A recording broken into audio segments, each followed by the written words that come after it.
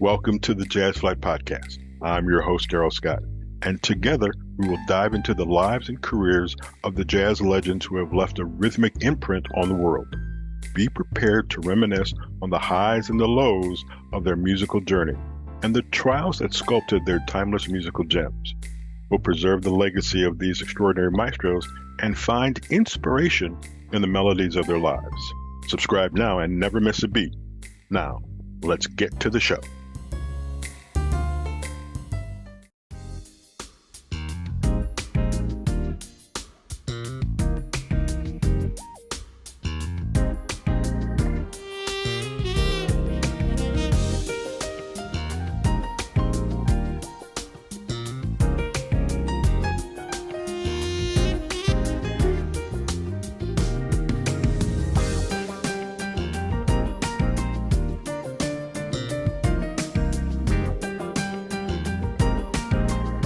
Welcome to the Jazz Flyte Podcast. I am Darrell Scott. We're going to talk to a man today who has worked with, it is work with, but he calls them clients. I guess that's working. Cindy Bradley, Marion Meadows, George Benson, Althea René. That's just to name a few. And when I say few, it's like a few hundred.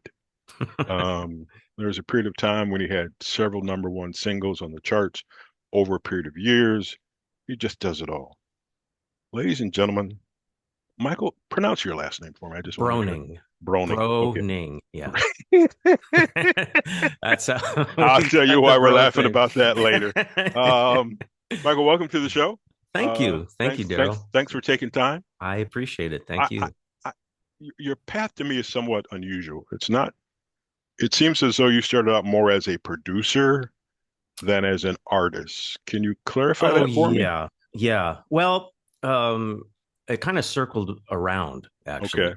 Because I started just anything I could do musically to make a living. Mm-hmm.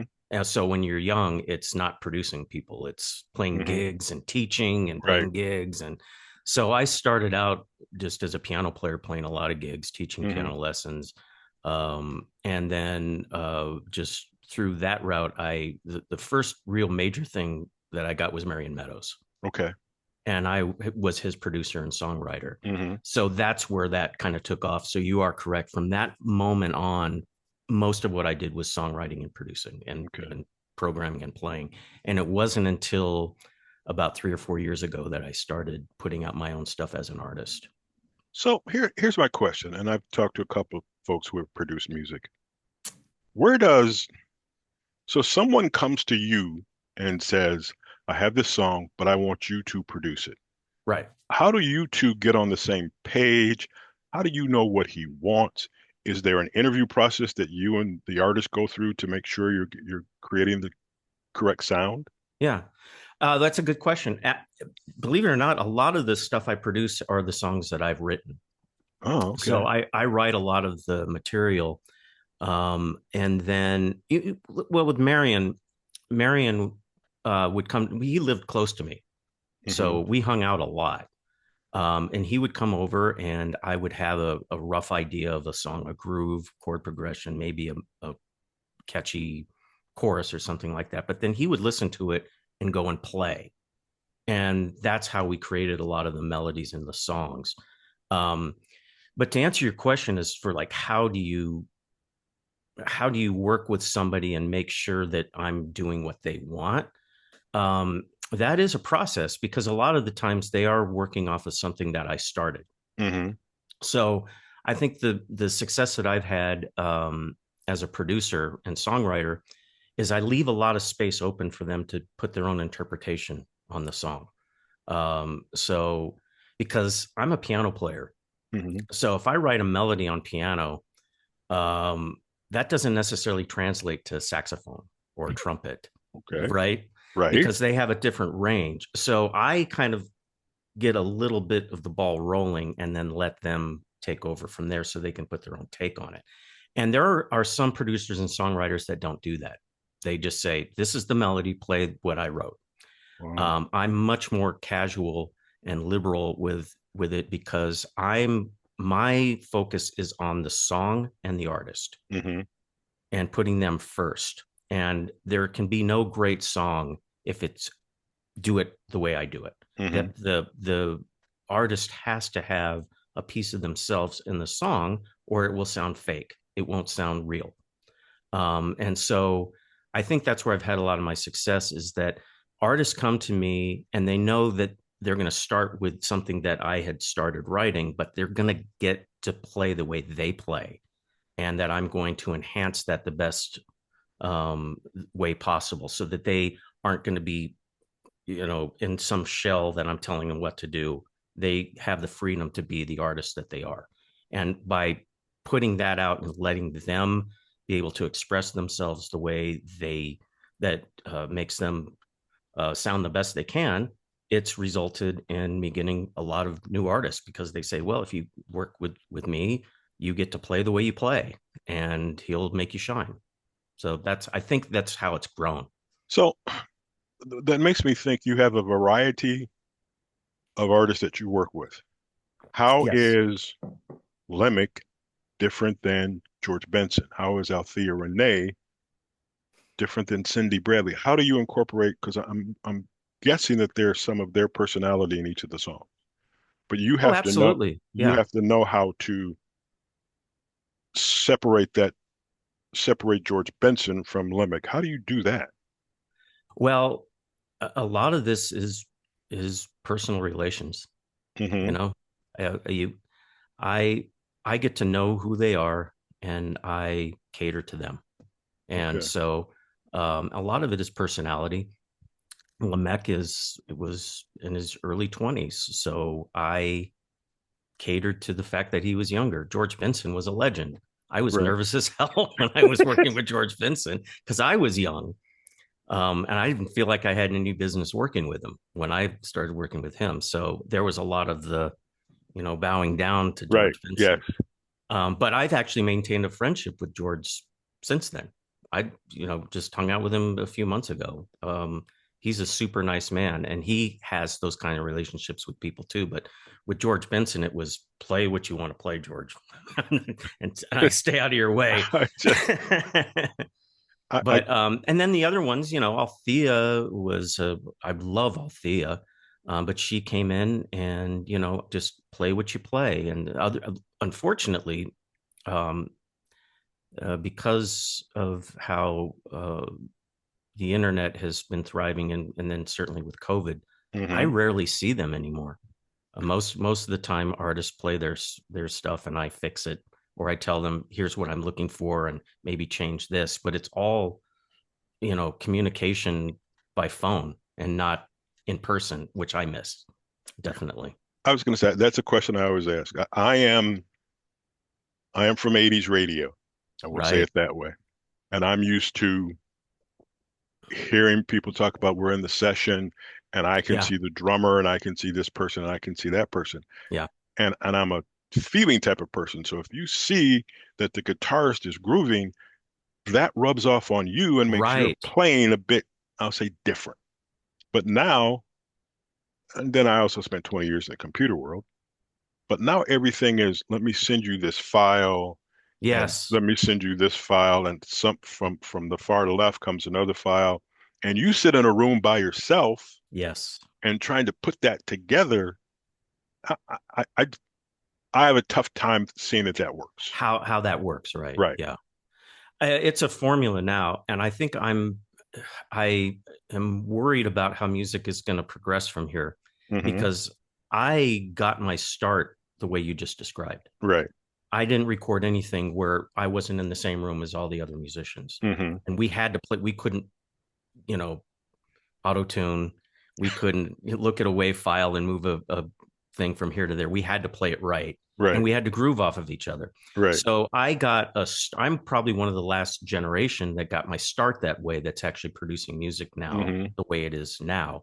But because I have the knowledge of how something should sound, and sound like it was recorded as a band playing together, Hmm. I think I have a better understanding of how to record the modern way and still make it sound organic. And a lot of that too is using really good side musicians. Like I use Mel Brown, my bass player. I will play a bass part, but then I say, Mel, play Hmm. do your thing. And so it sounds like there's a bass player playing, grooving with everything. So a lot of that is just knowing, it's casting, it's knowing who to hire to play the right parts. But I do use a lot of real musicians to play, and I let them play the way they would play as if they were in the recording studio. So it gets a little bit more of an organic sound. But I will agree with you that it's not the same as having everybody in the same room at the same time. Right. Now, I think I have this trait. I don't know why. Maybe it's just because I've listened to so much music in my lifetime. Can you tell the difference between a group of guys in the studio versus individuals sending in tracks and one person sitting down and kind of producing the whole thing? Oh God, yeah. For the Yeah, longest time, absolutely. I felt Well, weird. no, you can absolutely hear it. Well, listen to, you're from 80s radio. Yeah, Listen to, or listen to anything recorded in the 60s and 70s. There was, yeah. everybody had to play that way. And you Right. can tell there's mistakes. Yes. Yeah, yeah. They left the mistakes in, and sometimes those mistakes are great. And I have to remind myself of that to not be a perfectionist, because sometimes the soul and the vibe is the fact that they were not caring about playing perfectly, but playing, a really cool song. And so you totally hear that with 60s and 70s music, um, and 80s and some 90s, but every year that goes by, there's less and less of that. And I know it's not cost effective to have everybody in the same room, No, it's not, unfortunately. You're right. but if you could shift time and go back to that, would you? Um, well, that's a good question. I've got a formula that works right now, Okay, all and I right, like it, and I like right. it. But um, do I miss playing in a studio with other musicians? Oh God, yeah. Anytime there are a few studios, because I'm in Phoenix, there Hmm. are a few studios that still record that way. And when they call me to be, I'm not producer, I'm not songwriter, I'm just showing up to play keys. Hmm. I don't care where it is in the valley, I'm going. Because Really? because I miss it. I miss being hanging with, and part of it too is just hanging with the guys. Right, You know, right. you know, yeah, I miss that. So, it's would I go back to it? Um, I yeah, but I'm not complaining, because I'm For sure. currently have a formula that really works well, and I do enjoy it, and I get to be at home with my kids and my wife and record music, so that's pretty cool. You couldn't do that before. But I miss the interaction, definitely. Is it tough working from home considering what you do? Because you're not working 9 to 5. Um, No, sometimes I'm working 11 to 3 in the morning. Like last night. wow. I No, it's not tough. I like setting my own hours, but mhm. that's a personality thing. So it might not be as good for other people. But the other thing too is, um, I got my start as a musician. So my hours as a 20 something was showing up at the gig at 9 and playing till 1, and Wow. then going, eating unhealthy food until 2 or 3, and crashing, and then getting up and starting, you know, finding the way to get to my student's house to teach him piano lessons without looking hungover. Wow. You're a great man, Michael. You are. All right. Let's take a moment Thank now you. to listen to some of the stuff that you have done. This is a song called The Way She Moves on the Jazz Flyte Podcast. Beautiful.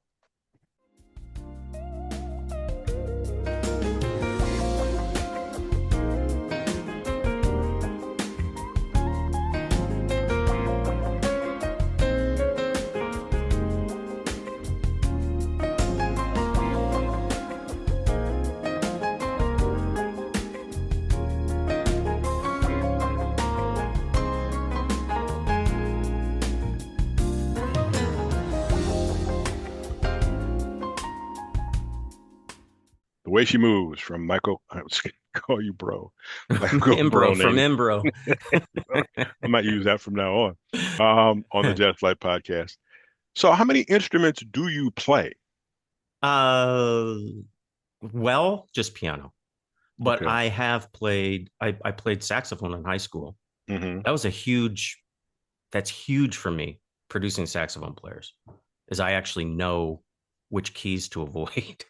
I actually know where the fingering is tough. I know enough about mouthpieces and reeds to suggest, maybe trying something different.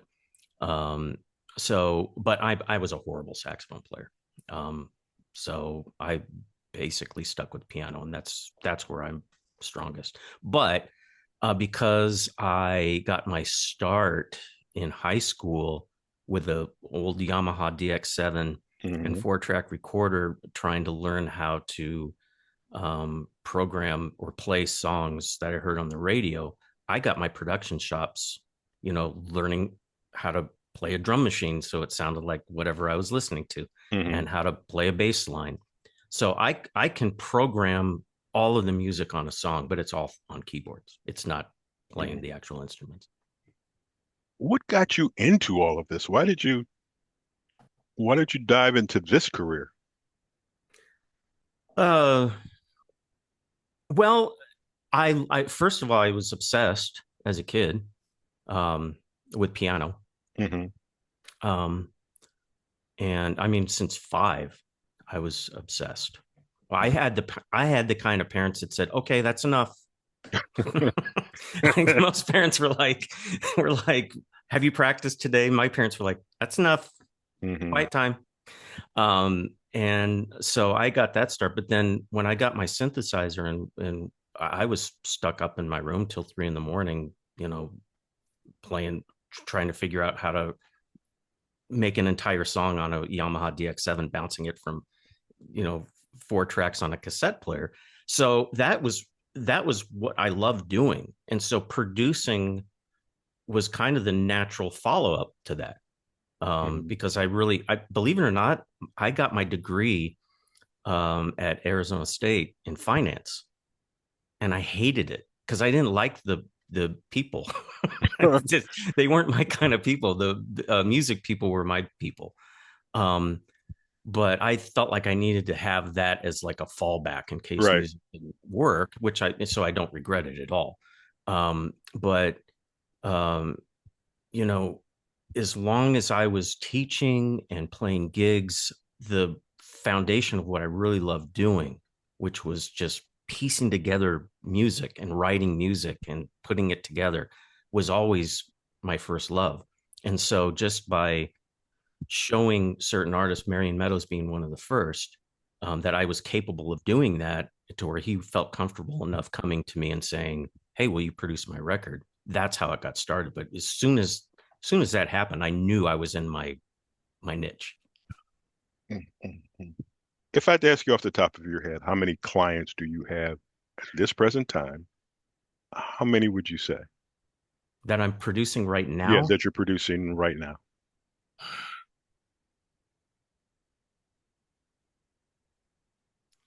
Well, like, so I have my own stuff. I have stuff that I just finished Hmm. that's out, and then I have music that I'm currently working on and producing. It's probably a dozen right now. How do you organize your time? Poorly. Love the honesty. Love the honesty. It's hard. It's really hard. The hardest part is writing, Hmm. because you don't just say, okay, 7 to 8, write, hit. It just doesn't work that way. You have to be Right. inspired. Hmm. So that part is the part that just either, you know, the next hit song I write could be on the way to the grocery store. In the car, I hear something and I was like, oh, that sounds. And I wrote a hit for Randy Scott that came that way. It was picking up a pizza, and I literally stopped the car because I had a song in my head and I Right. recorded it, and I listened back and it sounds horrible because it's just me singing into my phone. Right. But that's how I wrote it. But I could spend 2 days sitting at my piano trying to write something and come up with nothing. So that part is the hard part, is coming up with inspiration to write something. Um, But yeah, the rest of it is just like anybody else. You know, you have to schedule things and you have to take breaks. The one thing I will say that I've learned is you got to step away. I made mistakes early on where I was just like so focused on one song, and what happens is you start to think that it's good Right. because you hear it over and over and over and over and over again. So I've learned to step away and then come back to it a couple days later. And so a lot of my schedule is I'll write something, I'll work on something for a couple, 3 hours, and then step away, then work on someone else's. And then when I come back and I like what I hear with fresh ears, then I Hmm. know I continue. So that's a lot of how I work my day. So as you say that, I think, so how many songs do you think, and we'll say in progress, do you have in your head? uh, It's a scary thought, but you know what I mean. without sounding like Sybil, like I have a lot of things in my head. Um, one at a time. Yeah. Yeah, it's whatever I'm currently working on, but I can't get it out of my head. That's It, why when I sit and watch TV, or somebody starts playing something that I hate and it's stuck in my head, I just, oh God, how am I gonna work when I've got that in my head? I won't not a disparage problem. any I music. I understand. My But family isn't listening to polka, but I mean uh, it's like um it, it, at some point when I'm working on a song for 3 hours, that's the song that's in my head and I can't get it out. because it's funny. I'm always curious about how you all work because I interviewed Tom Brown a couple of months ago. So Tom is a musician 2 weeks out of the month, and he's a pilot the other 2 weeks. No kidding. Yeah. So I'm like, so, and he told me, he goes, yeah, I start working on the song. I go, so what all of a sudden you take a 2 week break. How do you know where the song is, what the song does, whatever? He goes, Darrell, it's just from having done this for so long. Yeah. And he's It's been like a riding a pilot, bike. right? He's been a pilot since I've known him since, don't get me wrong, Funkin' for Jamaica. And I'm like, dude, how do Uh, you do this?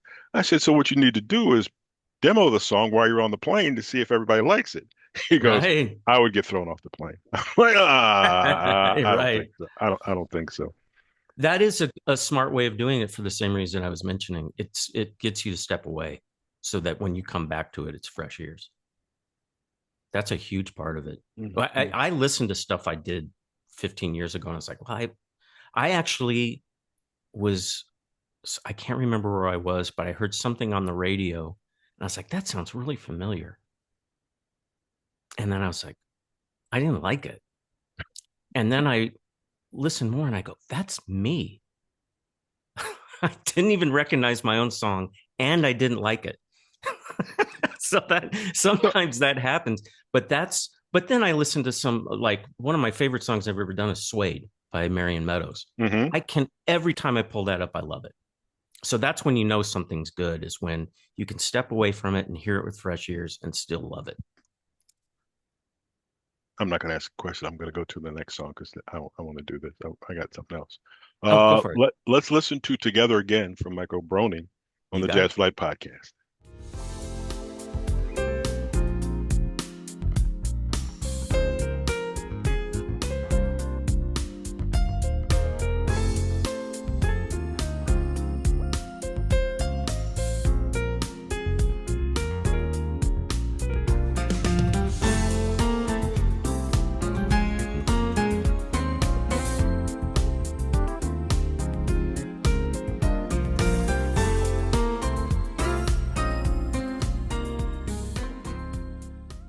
Michael, here's the thing. You mentioned perfectionist. Don't Yes. get me wrong. I'm a perfectionist, but it's all together on a different level than you. How often have you finished a song, come back a week, 2 weeks, a month later, and go, I want to make some changes? All the time. It's the hardest part about being a songwriter producer. I just had this conversation with my wife, um, she's a school counselor. Right? Um, but I had like a period where I had to do like some, accounting stuff. And I actually mentioned how much I liked just something that has to be started and finished, and there's no second guessing it. It's just numbers and math, and you're done. Because when you're writing songs and producing, yeah, you're always second guessing it. You're like, oh, should I have done that? Should I have made that change? A lot of times I'm happy, and I go, I'm happy with the decisions I've made, and you have to eventually just learn to let it go. But to answer your question, yeah, it happens all the time. I'll finish something and I'll go, oh, I wish I hadn't done that. Oh, I wish I started that differently. It's the nature of the beast. I don't. That's the part of your life that I do not envy at all, at all. But on the other hand, it'd be great to be a fly on the wall in your studio Oh, to listen to everything that you have going on and the little subtle changes that you make and things of that nature. I think that would be really cool. Um, well, I appreciate that. I uh, will say the greatest part is not the finishing. It's the moment where something comes together. right. I'm struggling. I don't know how to get to the chorus. Now I got it. And now I'm listening to and I can hear in my head where it's going to go. Those sometimes are the best parts of writing and producing. And it's not even close to being finished yet. But those are the parts where I get really happy. So after all of this producing, songwriting, all this other sort of stuff, you decide to do stuff on your own. You become an artist. Yes. You're a soloist. What Mm-hmm. was that journey like? Or was it just a matter of time before you decided I just need to do stuff on my own? It was just a matter of time. A lot of the reasons why I avoided it was because I was a dad. Hmm. And I did the touring and playing gigs, and as I mentioned, staying up till 2 in the morning. And when I got married and had kids, I'm not going to be that dad. I'm going Hmm. to be. So it was a risk because I didn't have a huge, assembly of clients, an artist coming and asking me to produce. Hmm. And when you write a song, you're not making any money. It only makes money if it gets played. But I knew it was something that I inherently loved, and it would allow me to stay home and be with my kids. So I went down that path of just being the background guy for a long time. But once my kids got a little older, and I realized that a lot of the stuff that I was putting out was me, I was programming Hmm. everything and just catering to an artist. But if I took the artist out and played piano, it's done. So I had a lot of songs that were just sitting there that didn't necessarily work for sax or trumpet or guitar. And so I finally just did it. Um, but it's fortunate for me that in smooth jazz, it's not the same journey as an artist as it was in the 80s. Hmm. I couldn't do this if this was in the 80s because I would need to go out and tour and I need to put on Right. concerts and I would have to be out in front. I'm kind of a private person, so I'm not out all the time. Hmm. Um, and I enjoy working from home and I enjoy this process, but only now can you do that and be an artist. So um, it's fortunate for me that I'm capable of putting out stuff and still being able to do what I've been doing for the last 20 years. It doesn't seem that much different. Testing your memory. First song you ever produced that was a hit. Marion Meadows Suede. First song as an artist that was a hit for you. Uh, it was Summer in Blue. The That which greatest. was not too it was just not too long ago. It was the Alpha My Only album that I put out, but that was the first one that actually did really well. Yeah. What? But here's the funny thing. I'll just say this really quick. I did Suede Hmm. and Sweet Grapes from Marion Meadows Players Club. That was well, I had done In Deep with Marion. That had a couple that did really well, but didn't have any radio hits. Players Club had some radio hits. George Benson moved to Phoenix when that came out and liked it and asked Concord, find the guy that did the Marion Meadows thing. And they, oh, he lives in Phoenix. So I went from playing gigs, teaching piano lessons, doing anything I could to make money, to getting Marion Meadows to let me produce him, to George Benson wants me to record. and the song I record for him in my little house wins the Grammy. So it was like that quick of an ascension. What was the song? Mornin. It was a remake of the Jarreau song About Mornin. Roten, right? Yeah. Yeah. They asked me to do it. I had no business being in there with him. Seriously. I was like, I have no, and yet it won a Grammy. So uh, that came about, that came about really quick. So that was very fortunate. Talent beyond talent. More, more, more, more. What? Well, it was a lot of luck too.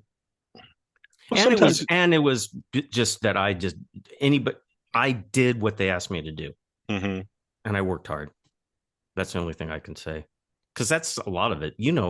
90% is showing up on time and working hard and catering to their needs. I once talked to Nathan East. This is 122 years ago. Oh, wow. Nathan And I East. and I said, Nathan, what's the thing you need the most when you go to a session? He goes, batteries. Well, he would know. Yeah. And he goes, everybody knows I'm a pretty good bass player, but if the batteries die, I'm not a good bass player. I'm not And very good. No. I'm like, okay, fine. I reminded him of that this last year we did a father and son show with Nathan and Noah, and Oh, talking about spitting out a child. That they are so much alike. But there are times when the biggest thing was they were talking, and Nathan goes, yeah, when I'm on tour and I take Noah with me, he's up at like 5 o'clock in the morning working out. I'm not doing that. oh, wow. I'm like, that's this generation. It's what they do. Yeah. Um, so Yeah, that's crazy. That's yeah, what my wife does. My wife's a much better person than I am. She's up at 5 in the morning working out, and my fat, lazy butt's still in bed. I'm trying to get there. I can't get this back to loosen up, so I'm working on that. Uh, Sorry. don't I can still barely tie my shoes, but I'm getting better. That's all I'll say. Because it's one of those things. I refuse to buy loafers. I'm just got to have shoes I got to tie up. So I get you. what is the? I know we were talking and we were kind of waiting on you because you were working on a couple of different projects. What are you working on right now? The Together Again song that you played, that's Hmm. the current single that's out. It just released a month ago. Hmm. I have another song releasing next month from a project band I just started called Embassy, Hmm. which is basically myself and Mel Brown, the Hmm. bass player that I've been using for 12 or 20 some years now. So that's coming out, and we're going to put out singles, Okay. a couple singles a year. Um, and I am working on just a handful of different artists, uh, guitar, sax, trumpet, you name it. And then I'm running a record label now where I'm putting out a lot of this stuff on my own. So I'm putting out content for other stuff too. What's the record label? B-Hive. That's I just now remember reading that. Yeah. Well, I've always run B-Hive because I used to go in Michael B. So I Hmm. called it the B-Hive. And that's my studio. And then when I decided to go solo and independent, I created B-Hive Records. And so there's all kinds of other content that I'm putting out, even outside of smooth jazz. So it's a busy time, definitely. I appreciate you taking the time. So how can our folks follow you and keep up with everything that you have going on? Well, right now, it's best to, I have michaelbproductions.com, Hmm. which I don't update, honestly. Okay. My daughter laughs at me that I'm telling her I need to update my site. And she goes, Dad, nobody does websites anymore, um, which is unfortunately kind of true. Hmm. So it's kind of hard to do it that way. The best way I've got two YouTube channels in which I'm putting out a lot of content.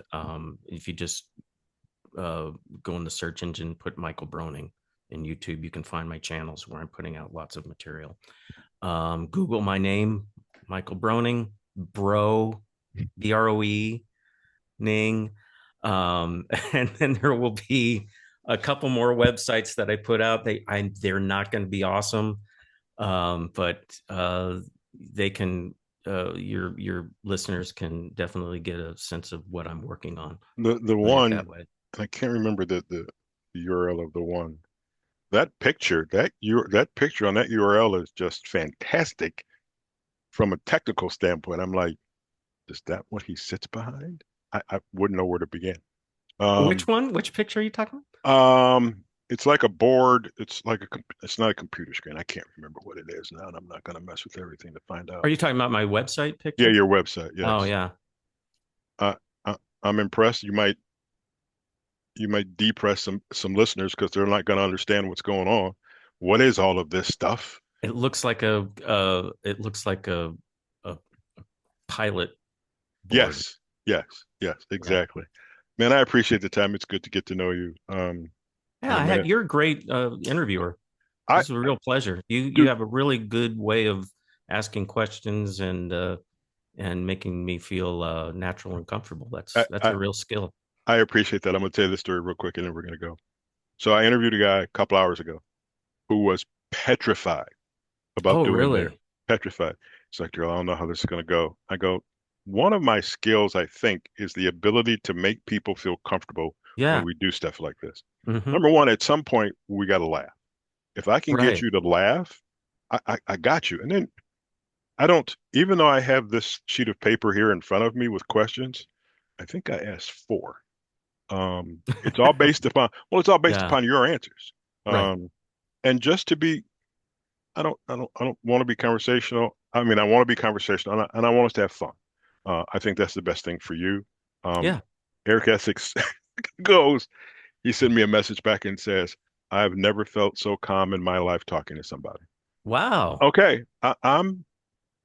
that's what I do. Yeah. Um, And you're great at it. Thank you, Well, sir. that's part of what's producing is too, is this, Right. that's what I think we have similar skill sets in that Yes. way, but I couldn't interview like you. Yeah, You're yeah. that's a definite skill set you have that you're very good at. Thank you, sir. Appreciate that. Yeah. Ladies and gentlemen, you have been listening to the Jazz Flight Podcast. Our guest today is Imbro, Michael Imbro. Michael Broening. When you get the chance, if you like this, hit the subscribe button at the end of the show. We'll be back next week with more guests and more content about jazz because I just think we got to get it out there. I We started in do. the 80s when it was Sanborn, early Quincy, Bob James, foreplay, and all that sort of stuff, and it was huge. And Yeah. our market had a radio station. We had 18,000 venues that Yeah. you could go to, and now that doesn't happen. So this is step one in my process. So Well, there's we more. appreciate it. Every one of us appreciates There's guys there's like you. there's more to come. So once Yeah. again, thank you, and we'll talk next week.